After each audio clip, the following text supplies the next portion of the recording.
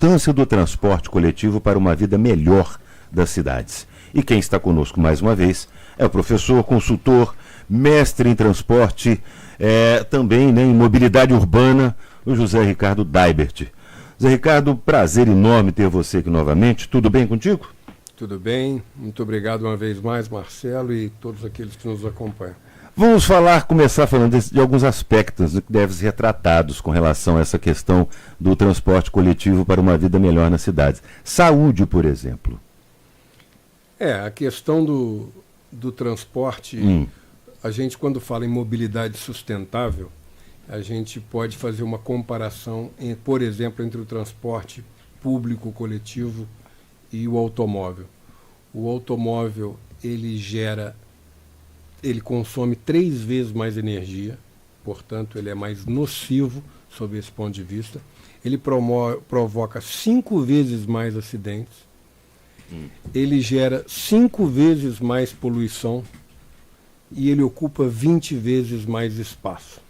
Ou seja, o automóvel é o pilar de uma mobilidade insustentável. Já o transporte público coletivo, além da questão da saúde, mas aí, quando a gente fala de acidente, nós estamos falando de saúde, de vida. Exatamente. Quando a gente fala em consumo de energia, nós estamos falando em sustentabilidade sob o ponto de vista da matriz energética, ou seja, é muito importante. E eu sou daqueles que acreditam que uma das faces mais sombrias da desigualdade social é expressa no transporte público coletivo, né? Porque ele não tem merecido no Brasil, no exterior sim, mas no Brasil ele não tem merecido a devida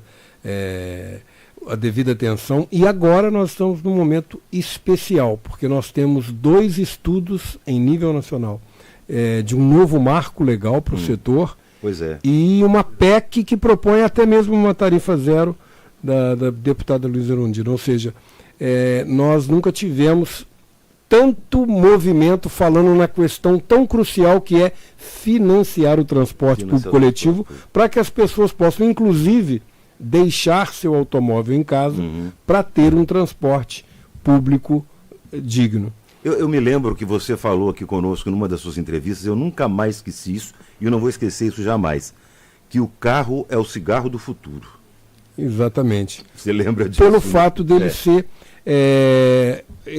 uma mobilidade que é insustentável. Eu costumo dizer isso, eu já falei isso muitas vezes, mas eu gosto de repetir, que se a gente colocar num relógio de 24 horas a história do homem, o automóvel apareceu nos últimos 30, 35 segundos. E ele apareceu para dar fluidez no trânsito e segurança. Hoje ele congestiona e mata, então alguma coisa está errada.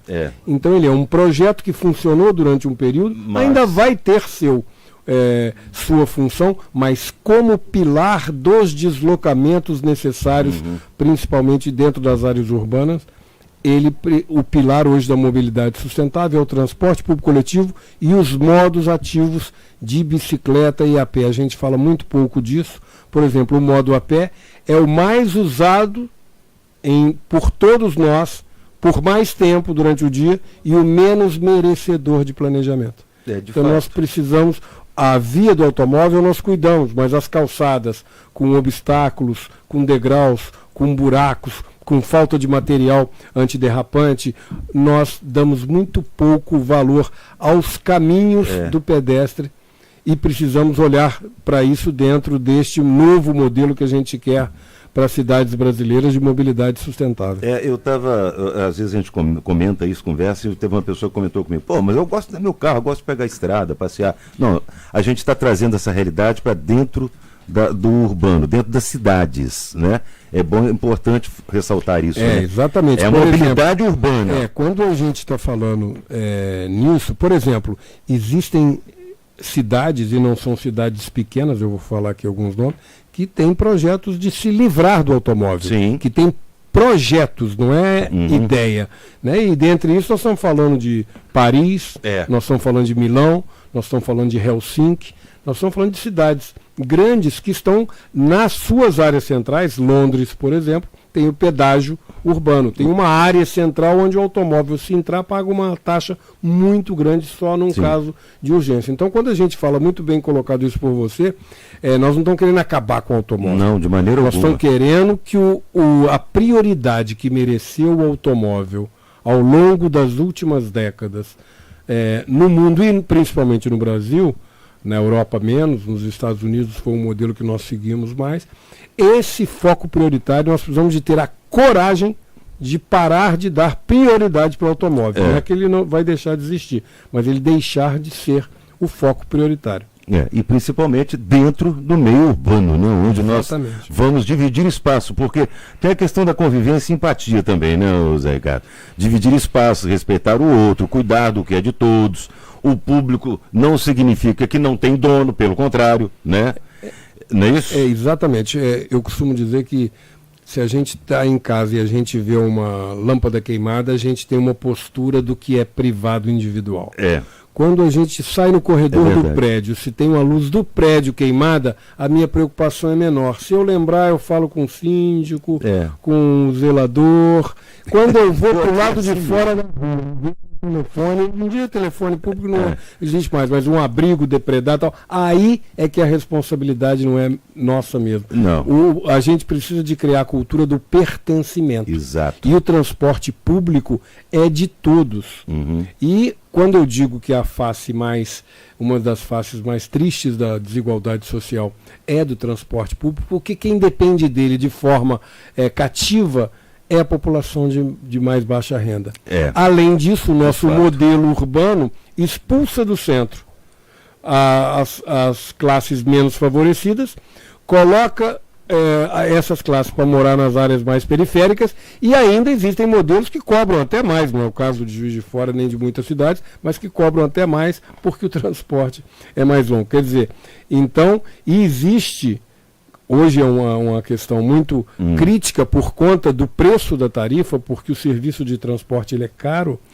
Por conta do preço da tarifa, as pessoas estão tendo uma exclusão geográfica e deixando de se deslocar. Quer dizer, o direito de ir e vir é uma garantia constitucional, mas ele não é uma liberdade para se fazer.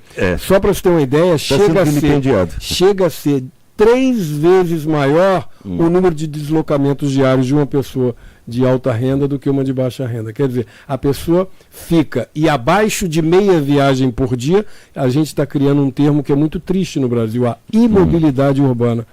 A pessoa deixa de se locomover por conta dos altos valores tarifários. Então eu costumo dizer que para a gente resolver isso também, nós precisamos de tocar na ferida, que é a questão do financiamento, que a gente espera. Juiz de Fora tem demonstrado uma sensibilidade grande para isso. Eu acredito que o Juiz de Fora vai sair na frente, vai sair junto para dar uma solução para um novo modelo de financiamento, que é por onde a gente vai conseguir melhorar a qualidade e reduzir custo, reduzir a tarifa. Sem dúvida alguma.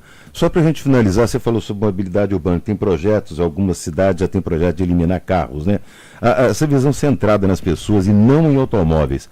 É a consciência para que verdadeiramente a pessoa se importe com aquilo. Mas aí, só para a gente fechar, a gente observa, por exemplo, aqui de fora, eu estava reparando um dia desse, num passeio com aquela faixa que é exclusiva para cegos, né? Ela dá direto num poste. A gente precisa de ter essa, preocupação. Não pensou nisso, cara. E outra coisa, é muito importante a gente começar a dar o que a gente chama de caminhabilidade. Não é só dar o passeio, é dar uma caminhabilidade. O que é? É um ir e vir com segurança. E eu costumo dizer, né, eu sou engenheiro civil e engenheiro de transporte. A engenharia civil pensa sempre no evento mais forte, na água mais forte, no vento mais forte, no peso mais forte. A engenharia de transporte pensa sempre primeiro no mais fraco, no que tem algum problema de deficiência, no idoso, na criança, no que tem dificuldade de locomoção. Então a gente precisa de ir devolvendo a cidade, deixando de dar prioridade para o automóvel nas áreas urbanas. A gente precisa de devolver a cidade para as pessoas para que o que a gente costuma falar aconteça na prática. A gente não fala que a felicidade está no caminho. Exatamente. Mas hoje não, a gente acha que o caminho é um horror. Eu quero ir do meu destino, da origem para o destino, num passe de mágica, porque o deslocamento é ruim. Nós precisamos de dar caminhabilidade, ciclicidade para os ciclistas, de forma que esses caminhos possam, inclusive, a gente desfrutar de espaços, de atrativos das áreas. Nós sabemos quais são os caminhos principais em cada cidade. Juiz de Fora tem, por exemplo, com a questão das galerias, uma vocação natural na área central para os pedestres. Nós precisamos de explorar mais isso.